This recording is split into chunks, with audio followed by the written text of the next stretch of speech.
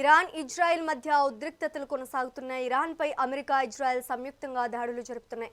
Operation roaring lion, operation epic fury పేరుతో భారీగా దాడులకు పాల్పడుతున్నారు.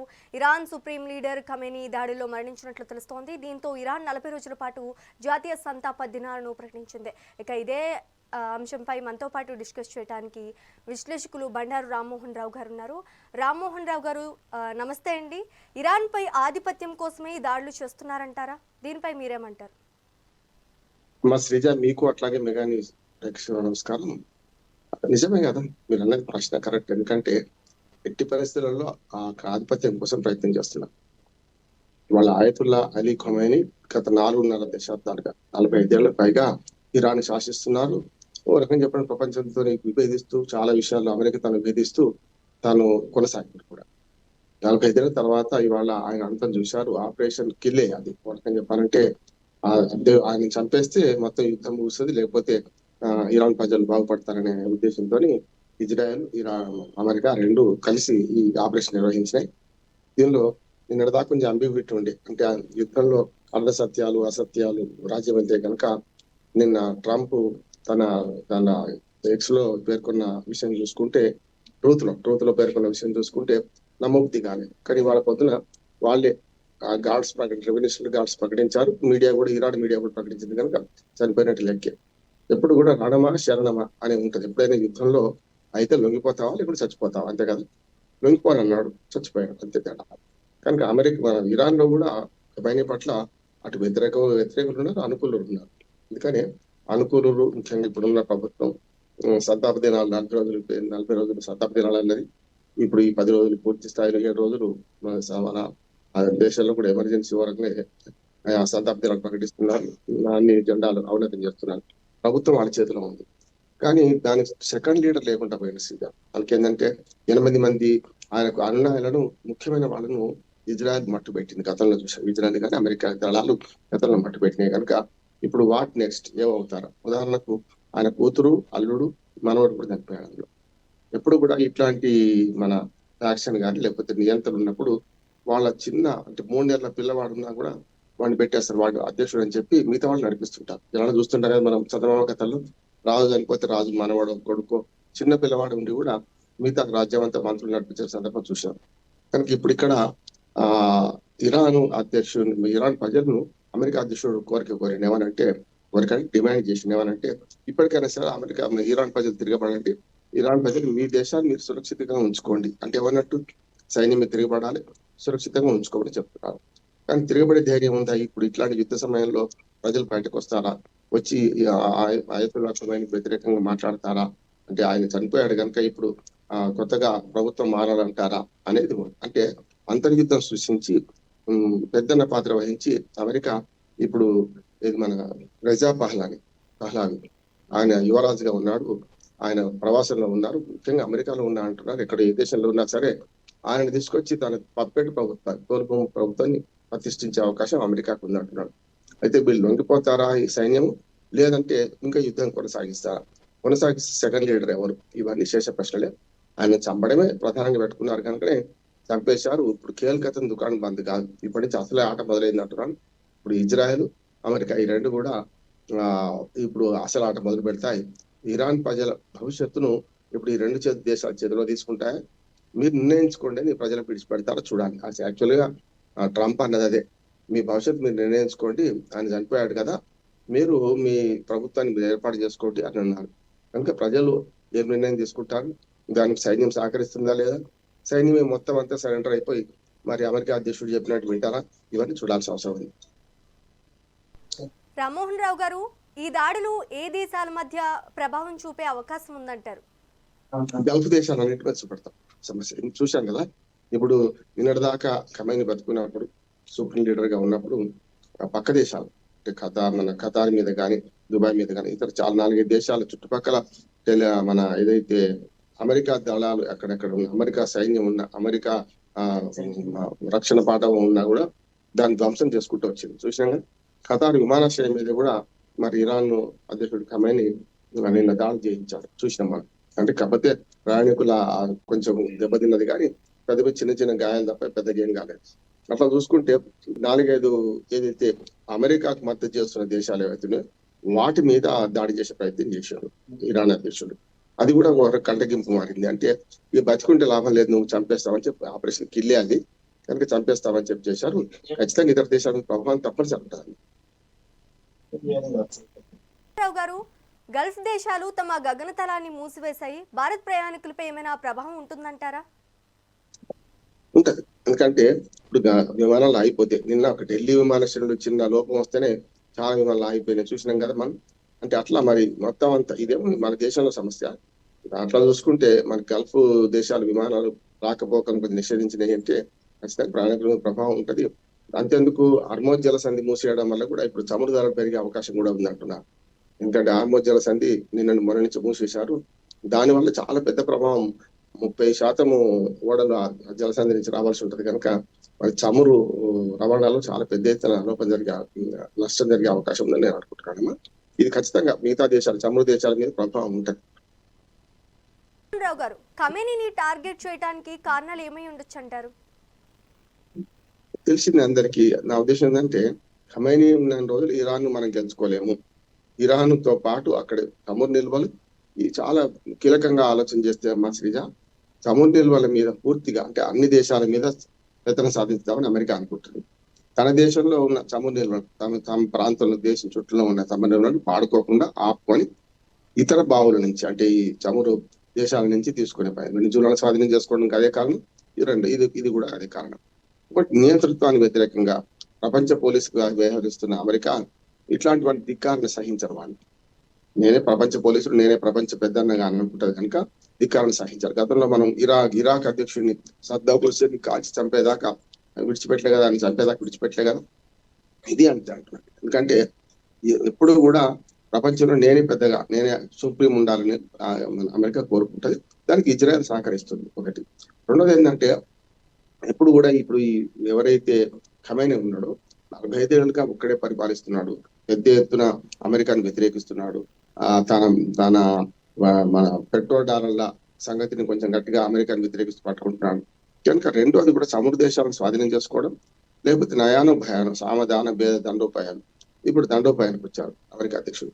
రెండోది ఏమవుతుందంటే ఈ చమురుకు డాలర్కు బాగా పెద్ద సంబంధం. అంటే చమురు ధరలను నియంత్రించే క్రమంలో కానీ డాలర్ను రారాజుగా చేయడంలో కానీ మిగతా అన్ని కమోడిటీస్ కన్నా అన్ని మిగతా వ్యాపార వస్తువులకు అన్ని వాణిజ్య వస్తువుల కంటే ఈ చమురు అంతర్జాతీయంగా డాలర్ రేటు పెంచడం తగ్గించడం చేస్తాయి కనుక దానివల్ల అంటే డాలర్ రారాజుగా ఉండాలంటే చమురు దేశాల మీద తమ పెత్తనం ఉండాలని అమెరికా కోరుకుంది. దానివల్లనే ఇవాళ ఇట్లాంటి దాడులు చేయడం, లేకపోతే ఇరాన్ ఎప్పుడో అన్నారు కదా గతంలోనే చనిపోయారన్నారు, అప్పుడు మళ్ళీ బతికున్నారు, ఒక రసం ఫెయిల్ అయింది. అంటే మా ఇంటెలిజెన్స్ ఎంత గట్టిగా ఉంటుందో చూడండి, మేము అనుకుంటే చంపేస్తాం, మొదటిదాకా అనుకోలేదు, ఇప్పుడు అనుకున్నాక చంపేశామని విరవీగుతున్నాడు అమెరికా అధ్యక్షుడు. కనుక ఇదంతా చూస్తే మా ఇంటెలిజెన్స్ కరెక్ట్ గా ఉన్నది, ఎక్కడ చంపాను అక్కడ చంపేసినామని వాళ్ళు ప్రకటన చేస్తున్నారు. చూద్దాం ఏం జరుగుతుంది. రామ్మోహన్ రావు గారు, ఈ దాడుల నేపథ్యంలో చమురు ధరలు పెరిగే ఛాన్స్ ఉంది. మరి భారత్ లో పరిస్థితి ఏంటంటారు? అదే అన్నమాట, హార్మోజ్ జలసంధి మూసేయడం వల్ల ఒకటి ఇప్పటికే నష్టం మొదలైంది. కాకపోతే అప్పటికే బయటపడ్డా జలసంధి నుంచి బయటపడ్డ అవకాశం ఉంటాయని ఒక వారం రోజుల దాకా ఈ నిల్వలు సరిపోతాయని నేను అనుకుంటున్నాను. కొన్నిసార్లు అయితే మన దేశంలో లాంటిదైతే 3 నెలలకు సరిపడా నిల్వలు ఉంచుకుంటాం. ఇప్పుడు కూడా బఫర్ స్టాక్స్ అంటాం. అంటే 3 నెలలు ఎలాంటి సంక్షోభం వచ్చినా మన పెట్రోల్ ధర పెరగమన్నది అంటే అది నడుస్తుంటది. 3 నెలల తర్వాత చెప్పలేము. అట్లా ప్రపంచవ్యాప్తంగా కూడా ఈ హార్మోజ్ జలసంధిని మూసివేయడంతోనే మన మొదలైంది సంక్షోభం. ఇప్పుడు ఇరాన్ అధ్యక్షుడు చనిపోవడంతో మరింత తీవ్రం అవుద్ది అంటున్నాను. అయితే ఇప్పుడు చనిపోయిన కనుక ఒకవేళ హార్మోజ్ జలసంధిని మళ్ళీ తెరవడం అమెరికా చేస్తుందా బలవంతంగానైనా? ఎందుకంటే నిర్వీర్యం అయిపోతారు కదా. నాయకుడు చనిపోయిన తర్వాత ఎప్పుడైనా ఏ సైన్యమైనా కూడా తమ అధినాయకుడు చనిపోయినాక నిర్వీర్యం అవుతారు. కానీ ఇక్కడ మరి అలీ ఖొమైనీ స్థానంలో ఎవరైనా పెట్టి రాజ్యం నడిపిస్తుంటారా, ఈ యుద్ధం కొనసాగిస్తారా, ఇక్కడికే చేతులు ఎత్తేస్తారా, ఇవన్నిటి మీద బట్టి మన చమురు ధరలు పెరిగే అవకాశం ఉంటుంది అంటుంది. ఇప్పటికే చమురు ధరలు పెరిగే అవకాశం ఎక్కువ ఉందని నేను అనుకుంటున్నాను. రామ్మోహన్ రావు గారు, 3వ ప్రపంచ యుద్ధం వచ్చే ముప్పై ఏమైనా ఉందంటారా? ఇంకో మాట కూడా చెప్పాలి. చమురు ధరలతో పాటు చూసాం కదా ఈ వారం రోజుల్లో మనకు నిన్ననే 9,000 బంగారం ధర పెరిగింది. మళ్ళీ వెండి 3 లక్షలు దాటింది చూసినాం కదా. మొదటిదాకా 4 లక్షల దాకా పోయింది, 260, 270కి వచ్చింది, 230కి వచ్చింది, మళ్ళీ 3 లక్షలు దాటింది మనం చూసాం. కనుక ఈ రెండు కూడా నిన్న ఇరాన్ పరిణామాలు యుద్ధం అంటే ఇజ్రాయెల్ ఇరాన్ యుద్ధం మొదలైనప్పటి నుంచి మనకు బంగారం వెండి ధరలు కూడా పెరిగినాయి. అంటే చాలా వరకు అన్ని రకాల చమురుతో పాటు ఇట్లాంటివి కూడా, ఎందుకంటే డాలర్ ను నమ్మలేం కదా ఎట్లా ఉంటుందో అని చెప్పి మీరు అన్న మూడో ప్రపంచ యుద్ధం రాదనుకుంటున్నాను నేను. ఎందుకంటే రష్యా గాని చైనా గాని ప్రత్యక్ష జోక్యం చేసుకుంటే తప్ప రాదు. కనుక రష్యా చైనా పరోక్షంగా సహాయం చేస్తున్నాయి ఇరాన్ కానీ ప్రత్యక్షంగా సహాయం చేస్తలేవు. అది పెద్దదని. ఎందుకంటే ఈ మూడు దేశాలను కూడా అగ్రదేశాలు కానీ మూడు దేశాలు కూడా ప్రపంచంలో తమదైన రీతిలో తమ ప్రాంతంలో ఆధిపత్యం కోసం ప్రయత్నం చేస్తున్నారు. గతంలో అమెరికా రష్యా రెండు ధృవ ప్రపంచాలు, రెండు ధృవాలు ఉండే కొట్టుకున్నారు రకరకాలుగా. కానీ ఇప్పుడు అట్లా లేదు. ఇక ఈ మూడు ధృవాలు ఎవరికి వాళ్ళు చేసుకుంటారు. చైనా మన జియో పాలిటిక్స్ చేసుకుంటూ పాకిస్తాను మన చుట్టుపక్కల ఉన్న దేశాలను ముఖ్యంగా దక్షిణాసియా దేశాలను లోపరుచుకునే ప్రయత్నం చేస్తుంది. దానికి ఎవరు తెరువు రావద్దు. అమెరికా లాంటిది కూడా రావద్దు. అమెరికా ఏం చేస్తుంది, చమురు దేశాల మీద పెత్తనం చేద్దామని తనదైన పరిధిలో తను చేస్తుంది. రష్యా కూడా ఉక్రెయిన్ మీద యుద్ధం చేస్తుంది. 4 సంవత్సరాలు అయిపోయింది. ఉక్రెయిన్ మీద యుద్ధం చేస్తూ రష్యా కూడా ఏమనుకుంటుంది, తన ప్రాంతానికి వీళ్ళు అడ్డం రావద్దు. అంటే ఈ రకంగా ఆధిపత్య ధోరణితో ఈ మూడు దేశాలు కూడా ప్రపంచాన్ని ఏదో రకంగా శాసిస్తున్నాయి. మనలాంటి దేశం ఈ శాసన అవసరం లేదు, ఎవరి జీవితం వాళ్ళది, ఎవరి ప్రపంచం వాళ్ళది, ఎవరి హక్కులు వాళ్ళవి అని ఐక్యరాజ్య సమితి చెప్పే ధర్మసూత్రాలు మనం చెప్పుకున్నాం కావచ్చు. కానీ మనదే పనికొస్తుంది, రేపు భారత్ విధానమే పనికొస్తుంది. కానీ ఇప్పుడు ఈ మూడు దేశాలు ఒకరినొకరు పోటీ పడుతున్నాయి, కానీ ఒకరినొకరు వేరే దేశాల విషయంలో జోక్యం చేసుకోరు. అదే జరుగుతుంది. ఇప్పుడు ఆయుధ వ్యూహాలుడైన అమెరికా రష్యా కూడా ఫ్రాన్స్ కానీ ఇవన్నీ ఏం చేస్తాయంటే ఇరాన్కి ఆయుధాలు సప్లై చేస్తాయి. కానీ అమెరికాకు వ్యతిరేకంగా ఇరాన్ మన ఇరాన్ తరఫున యుద్ధం అయితే చేయాలంటున్నా. అది కనుక జరిగితే ప్రపంచ యుద్ధం వస్తాయి. కానీ ఎవరి బాధలో వాళ్ళు ఉన్నారు. ఉక్రెయిన్ తోనే ఏగలేకపోతుంటారు మన పుతిన్. ఇప్పుడు ఇరాన్ కొత్త కుంపటి పెట్టుకోడు కదా, పెట్టుకొని అమెరికాతో తలబాటు కదా. అంటే ఎప్పుడు కూడా పెద్దలు ఇద్దరు కూడా గద్దల్లాగా ఉన్న పెద్దలు ఎప్పుడు కూడా ఎదురు పడరు.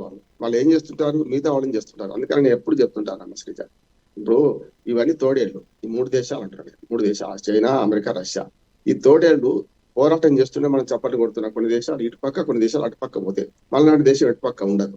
కానీ ఏమైందంటే చప్పట్లు కొట్టే దేశాలకు మనం చెప్పాల్సింది ఏంటంటే ఆ తోడేళ్ల పోరాటం ఎందుకోసము, ఏవైతే ఈ దేశాలను స్వాధీనం చేసుకోవడం, ఈ దేశాలను ఆర్థికంగా రాజకీయంగా సామాజికంగా స్వాధీనం చేసుకోవడం, భౌతికంగా అవసరం లేదు వాళ్ళకి. అందుకోసం వీళ్ళు కొట్లాడుతున్నారు. ఆ సంగతి తెలుసుకుంటే ఈ దేశాలన్నీ చప్పట్లు కొట్టదు. తెలిసింది కదా, మన యూరోపియన్ యూనియన్ దేశాలు అయితే అమెరికాకు అన్ని రకాల సపోర్ట్ చేసి ఇప్పుడు ఆఖరికి మన గ్రీన్లాండ్ స్వాధీనం చేసుకుంటా అని అన్నాక వ్యతిరేకించాల్సి వచ్చింది కదా. యూరో కరెన్సీని నాశనం చేసింది అమెరికా కదా. ఇప్పుడు తెలిసి వచ్చింది కదా ఫ్రాన్స్ కానీ మిగతా దేశాలకు అన్నిటి కూడా. ఎందుకంటే ఏమైందంటే చప్పట్లు కొట్టే దేశాలు లేకుంటే మద్దతు ఇచ్చే దేశాలు, రష్యా కావచ్చు, చైనా కావచ్చు, లేకపోతే అమెరికా కావచ్చు, వీళ్ళు తెలుసుకోవాల్సింది ఏంటంటే ఈ మూడు దేశాలు తోడేళ్ళు మమ్మల్ని ఎవరు లోపరుచుకుందాం, మమ్మల్ని ఎవరు ఆక్రమించుకుందాం అనే లెవెల్లో, ఆక్రమణ భౌతిక ఆక్రమణ కాదు అనే దాంతోనే పోటీలు పడుతున్నాయి తప్ప మన మీద ప్రేమతో కాదు అనే మాట తెలుసుకుంటే ఈ ప్రపంచ యుద్ధం రాదు. లేదు మేము అటుపక్కే ఉంటాం, మేము ఇటుపక్కే ఉంటాం, ఆ పక్క గట్టును ఉంటావా నాగన్న, ఈ గట్టును ఉంటావా నాగన్న అని చెప్పి వీళ్ళు చేసింది అనుకోండి, అప్పుడు ఆటోమేటిక్ ఈ దేశాలు అంట చూసుకొని అమెరికా బెటర్ అయిపోతుంది, రష్యా బెటర్ అయిపోతుంది, చైనా కూడా బెటర్ అయిపోతుంది. ఇది జరగొద్దు అని మూడో ప్రపంచ యుద్ధం రాదని ఎందుకంటే కరాకడే చెప్తున్నానంటే ఇప్పుడు అందరం అద్దాల గదిలో కూర్చున్నాం. దాదాపు 12 దేశాల దగ్గర ఈ అణుశక్తి ఉంటుంది. అంటే ఒకవేళ రెండో ప్రపంచ యుద్ధం అప్పుడు చాలా పరిమిత సంఖ్యలో ఉండేవి. హీరోషిమా నాగసాకి 2 పట్టణాలు నాశనం అయ్యాయి. ఇప్పటికి కూడా అనుభవిస్తున్నారు అది అట్లాంటి అప్పటి బాధను. కనుక ఇప్పుడు ఏంటంటే ఒకవేళ అణుయుద్ధం వస్తే ప్రపంచం మొత్తం నాశనం అయిపోతుంది. ఎవరు కూడా తనను తాను చంపుకునే మందు మింగరు కదా. ఇప్పుడు అమెరికాకు ఉన్న శక్తి ఏంటంటే 35 సార్లు మొత్తం ప్రపంచాన్ని నాశనం చేసే శక్తి ఉంది. రష్యాకు 10 సార్లు నాశనం చేసే శక్తి ఉంది కదా. చైనాకు 4 సార్లు నాశనం చేసే శక్తి ఉంది కదా.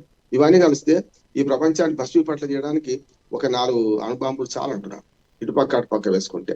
అప్పుడు ఏమవుతుంది, అద్దాల గదిలో అందరం కూర్చున్నాం, మనం లోపటి నుంచి కొట్టినా మన మధ్య పగిలిపోతుంది, బయట నుంచి కొట్టినా మన అర్థమై పగిలిపోతుంది. కనుక అందరూ కూడా సెల్ఫ్ డిఫెన్స్ చూసుకుంటున్నారు.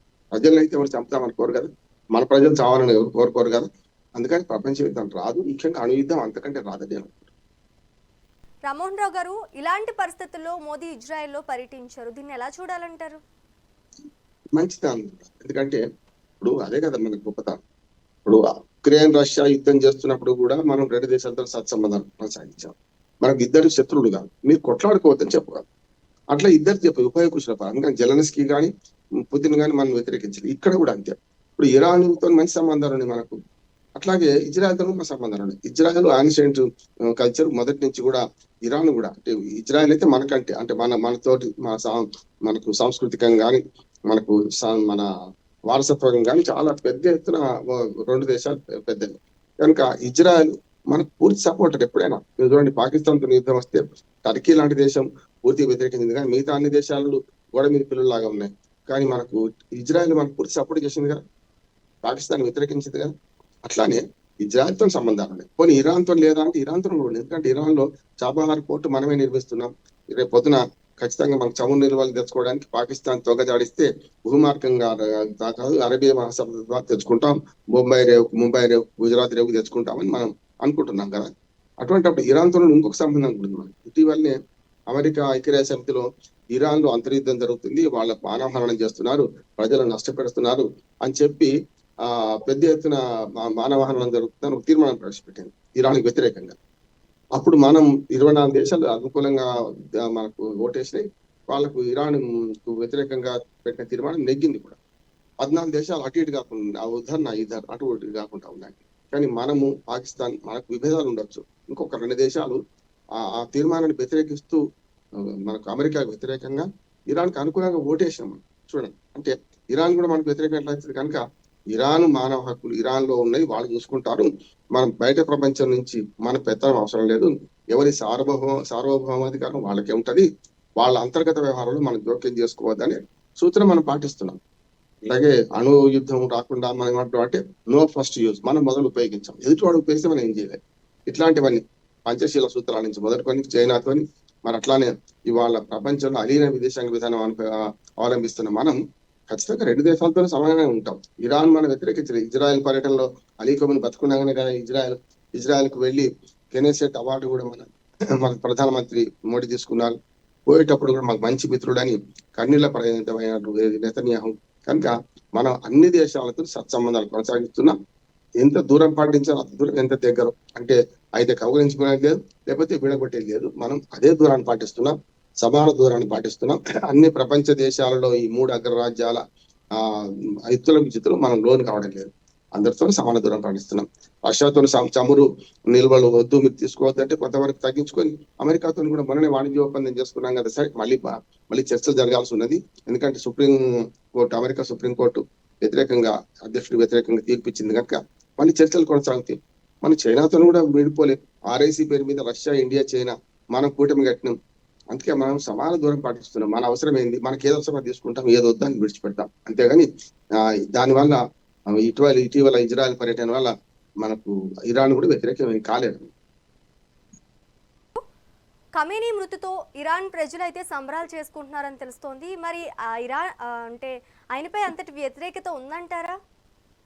ఉంది, నియంత్రకి ఎప్పుడు కూడా వ్యతిరేకత ఉంటుంది. ఇప్పుడు 45 ఏళ్ళు పాలించినట్టు ఎంత మంది చంపిన, ఎన్ని చేసి ఉండొచ్చు, ఎన్ని అకృత్యాలు చేసి ఉండొచ్చు, చేయించుండొచ్చు, అన్ని చంపాల్సిన అవసరం లేదు.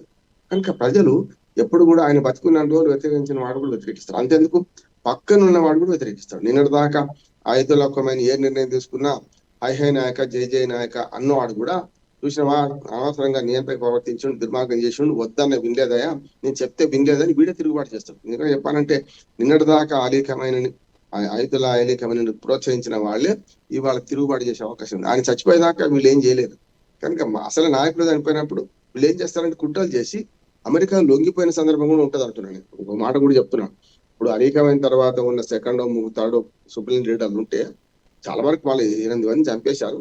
ఎవరైనా మిగిలి ఉంటే, ఎవరైనా నిజంగానే ఇప్పుడు సైన్యాన్ని నడిపించే శక్తి ఉంటే వాళ్ళు ఏం చేస్తారంటే, ఆయన చనిపోయింది కదా, మీ కోరిక తీరింది కదా, ఇక విడిచిపెట్టండి, మమ్మల్ని మా మానని బతుకుతాం, మేము మళ్ళీ అణు ఒప్పందానికి కుదిరించుకోవడానికి మేము సిద్ధంగా ఉన్నామంటే అయిపోతుంది. యాక్చువల్గా గొడవంతా ఎక్కడ వచ్చింది, మీరు అణుబాంబు తయారు చేయడానికి వీల్లేదు, అణుశక్తిని సంతరించుకోవడానికి వీల్లేదు అని ఆంక్షలు పెట్టింది. నువ్వెవడు పెట్టడానికి, ఇది ఒప్పందం నుంచి బయలుదేరు నువ్వే కదా, మేం కాదు కదా, 2017లో ఒప్పందం నుంచి బయలుదేరి నువ్వుగా నేనా అని బెట్టు చేసిండు అలీ ఖమేనీ. ఇప్పుడు ఏమంటారు, ఒకవేళ కొత్త పాలకులు వచ్చి మీతో ఒప్పందం చేసుకుంటా మాకు ఏం అభ్యంతరం లేదని ఒక్క మాట అంటే అయిపోతుంటారు.